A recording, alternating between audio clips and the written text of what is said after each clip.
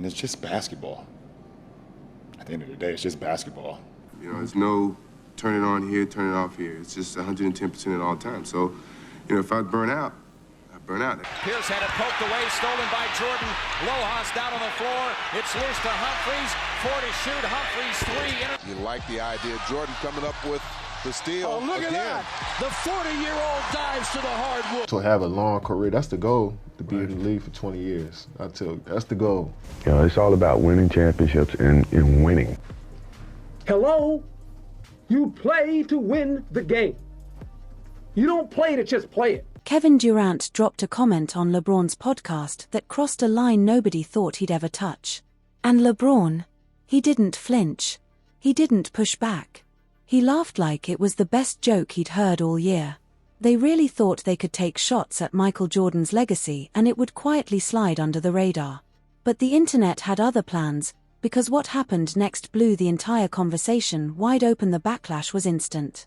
Former players chimed in, fans absolutely erupted, and Jordan's legacy clapped back the same way it always does with cold, undeniable facts that made Durant and LeBron look out of their depth. It all unfolded on Mind the Game, the podcast LeBron co-hosts with JJ Redick. Durant was the featured guest, Steve Nash was on the couch, and the show was supposed to be pure basketball IQA masterclass in hoops from the guys who lived it. Instead, it spiraled into something else, a subtle, smirking roast session where KD and LeBron traded wink and nod shots at the greatest player to ever touch a basketball. And the wildest part, they did it casually. Comfortably, like they thought no one would call them out. Yeah, I'm 10, 12 years in, I got 4 MVPs and 4 championships, like, but do I still want to do this shit? You know what I'm saying? Because you know how hard it is. Some people say, I want to go play baseball. Right? Yeah. And then I want to come back. Or some people say, I'm going to go 22 straight. Coward. We come to practice, he's on one leg. Like he was hurt the second year, he was on one leg the whole year and played 82 games. Wow. Like, and so he practiced every day and he played every game on one leg. And so he's like, man, MJ, why don't you just sit out? How can I be the leader of the team and sit out and y'all going through all the credit? I got to be there. I twisted my ankle and I had a teammate, David Greenwood. He says, you know, you twist your ankle, young fella, come over and sit with me. You know, this is, you need to.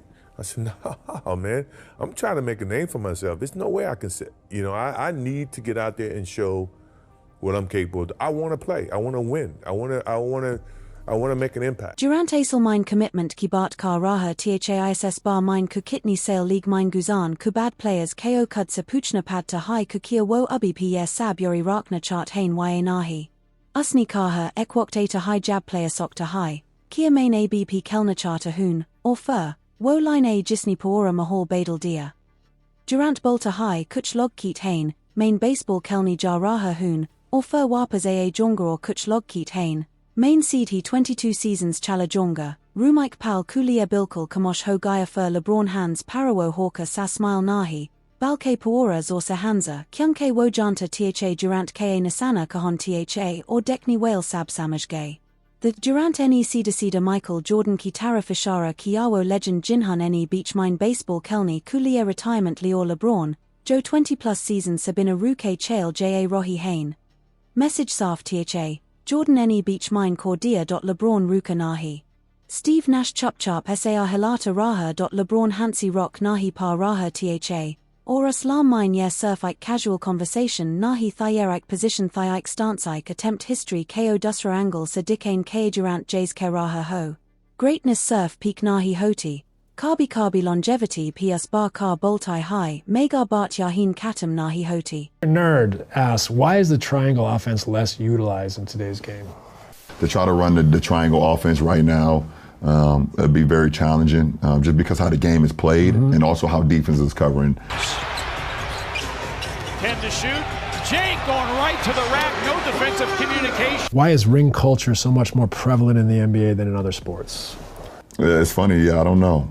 I don't know why it's discussed so much in our sport and why it's the A-all, B-all of everything. What you just said is one of the most insanely idiotic things I have ever heard. Garth Gilmore told me one time, he played for Chicago, he said, if you expect to play a long time in this league, you better quit mopping up the floor. And I thought, well, he's crazy because that's what basketball is all about.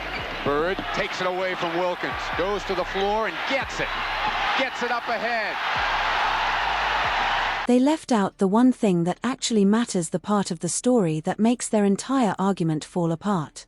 The truth they conveniently pretended didn't exist. Michael Jordan didn't retire in 1993 because he was bored. He didn't walk away because he needed a new challenge. He didn't leave because basketball was too easy. Michael Jordan retired because his father was murdered.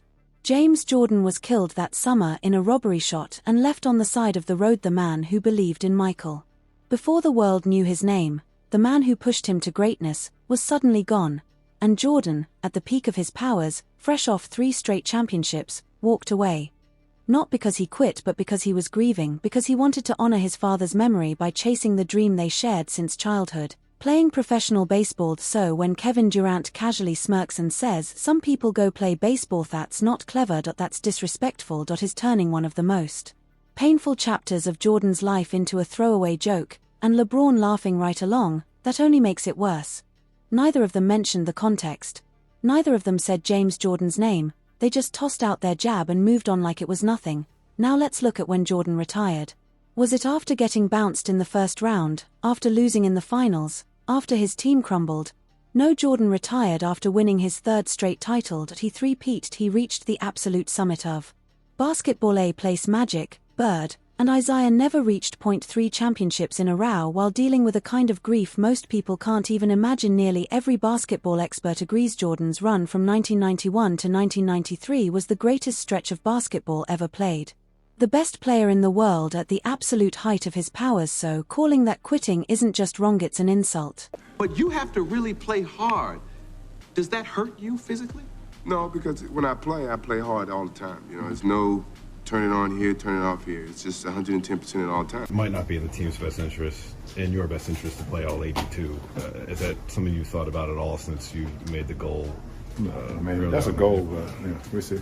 The next day, I'm available to go and be in the pro. If OBJ shows up, he might score 100. You play basketball 2.5 hours a day, 3 hours a day, right? That's your job. That's what you get paid to do. And here's where the irony hits a level you can't ignore. Look at who's making these comments. Kevin Durant, a player whose career is defined by quitting in 2016, after blowing a lead to the Warriors in the Western Conference Finals. Durant made the decision that still follows him every single day. He joined them. He joined the very team that eliminated him, a 73-win superteam already stacked with Curry, Clay, and Draymond. That move is still considered by many the softest, most gutless decision in NBA history. Fans called him weak. Players questioned his competitiveness. But Durant did it anyway, because he wanted the easiest possible path to a championship. And it didn't stop there. After Golden State, he quit on Brooklyn, demanded a trade after failing to lead the team he built, couldn't handle the pressure, couldn't win without another ready-made superteam. Then he went to Phoenix, and quit again. Didn't even last 3 years before forcing his way out. And this is the guy calling Michael Jordan a quitter, the same guy who's hopped from team to team his entire career, constantly searching for the smoothest road to a ring. Now let's look at LeBron. When things got tough in Cleveland the first time, he dipped to Miami, joined Wade and Bosh because he couldn't win on his own. When the Heat started to decline in 2014, he ran back to Cleveland, and when that situation got uncomfortable, he headed to Los Angeles. Every time adversity showed up, LeBron found a new address. So for Durant and LeBron to sit together on a podcast and mock Jordan for stepping away after a three-peat and after his father's murder, that takes nerve. That takes a level of self-delusion that's almost impressive. But the disrespect didn't stop with the baseball jab. Durant doubled down, saying the real goal for a player should be playing 20 years, not winning championships, not winning MVPs, not maximizing your talent, just sticking around, just showing up, just existing. And LeBron sat there nodding like Durant was preaching gospel, like longevity somehow outweighs dominance. Here's where their whole argument crumbles. Michael Jordan never chased longevity. He chased greatness. Every season, his mission was the same: maximize himself, maximize his team, win championships, win MVPs, dominate on both ends of the court, give everything he had every single night. If that meant a shorter career, Jordan didn't care. He said it himself: if I burn out, I burn out. That means my career is short and I'll go play golf somewhere. Jordan wasn't trying to play forever. He was trying to play perfectly. And that is something Durant and LeBron's argument will never be able to touch. The fans are there that watch me play. I want to impress that guy. way up on top who probably worked his ass off to get a ticket or to get money to buy the ticket. You really cared about the guy who sat in the top deck at the Palace in Auburn Hills to watch you when you came to Detroit? Yeah, because I know he's probably yelling at me, and I want to shut him up. So if the guys are coming to watch me play, I don't want to miss that opportunity. Now, physically, if I can't do it, then I can't do it. But physically, if I can do it, and I just don't feel like doing it, that's a whole different lens. What do you think of when you hear the term load management thrown around?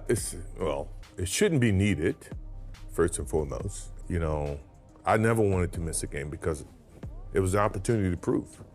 It was something that I felt like, you know, the fans are there to watch me play. I want to impress that guy. Jordan never cared about playing 20 years. He cared about being the best, about winning, about building a legacy based on dominance, not just durability. Now compare that to what Durant said.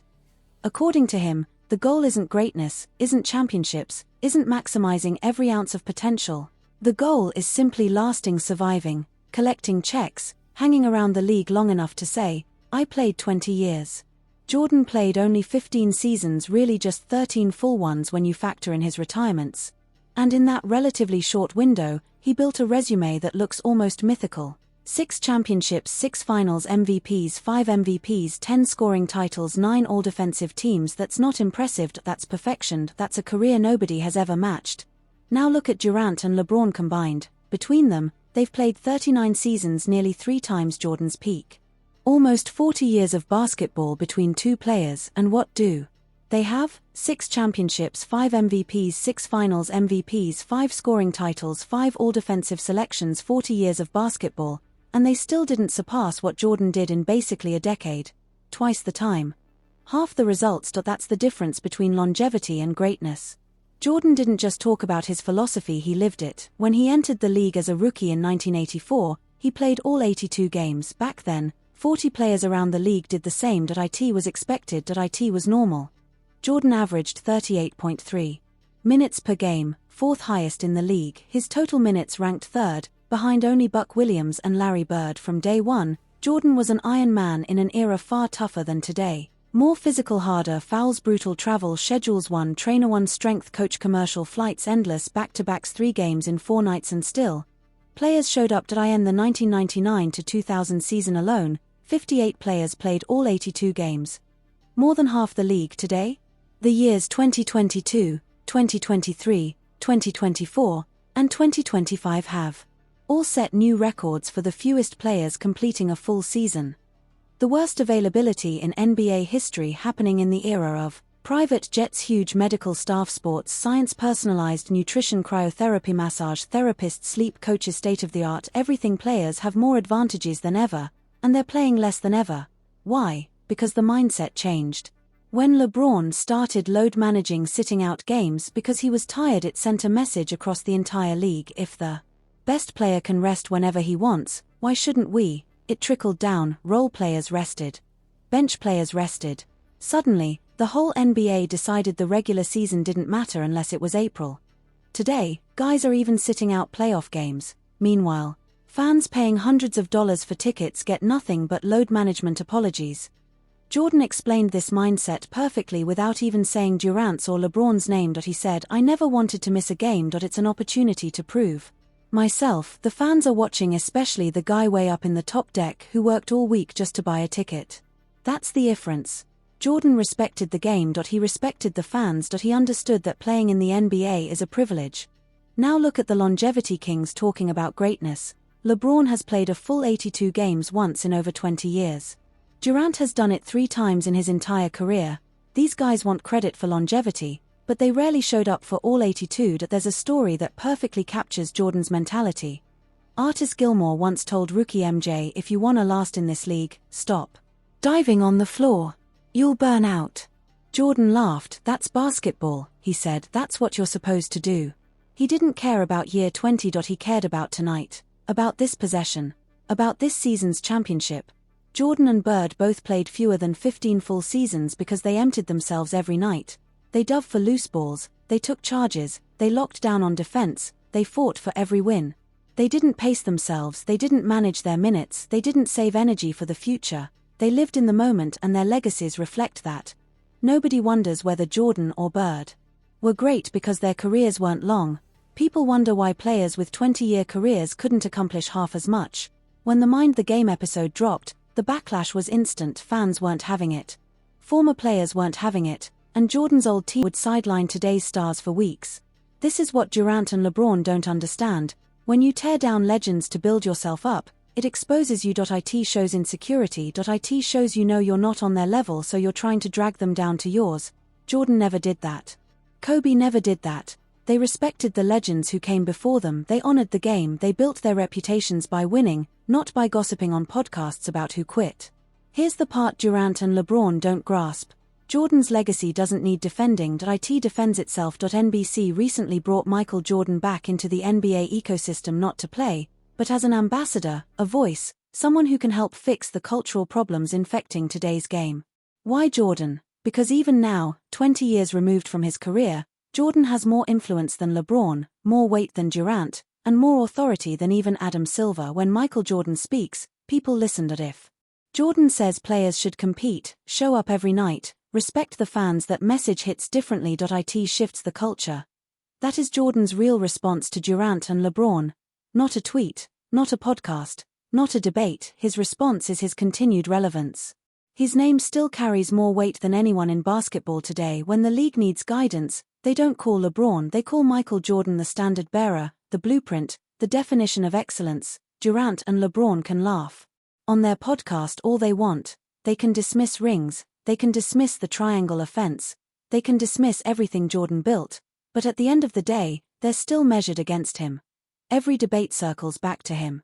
Every greatest of all time list starts with him. Every conversation about basketball greatness begins with the same name, Michael Jordan.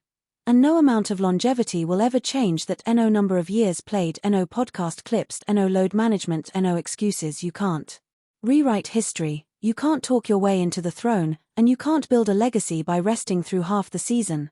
Jordan didn't chase years, he chased greatness. And greatness doesn't need 20 seasons to prove itself. It only needs moments. Jordan had 13 years of those moments. 13 years of domination, 6 championships. 6 finals MVPs. 10 scoring titles. 9 all-defensive teams. 5 MVPs. A perfect finals record. The greatest peak the sport has ever seen. Durant and LeBron, with nearly 40 seasons combined, still haven't matched him, and they never will. So yes, Michael Jordan responded to Durant and LeBron. He just didn't need to say their names. His legacy is the response. His mindset is the response. His dominance is the response. And it's louder than anything they'll ever say into a microphone. Because when people think of basketball greatness, they think of Michael Jordan, not longevity, not load management, not podcasts, just pure, undeniable, unstoppable greatness.